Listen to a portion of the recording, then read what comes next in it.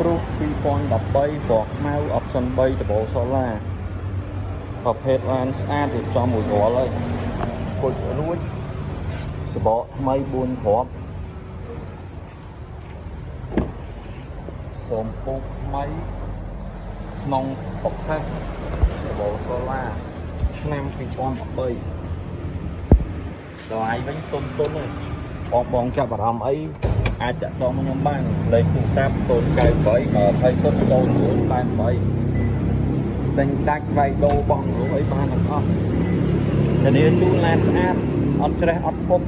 អត់កាត់តស្ងោដោពណ៌ធានាអាគុយ ABS ជូនមួយខែនេះឡុកសិនផ្សេងហ្នឹង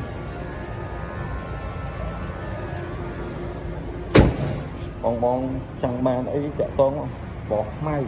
ស្អាត013 option 3ដំបូល solar ដំបូលបែក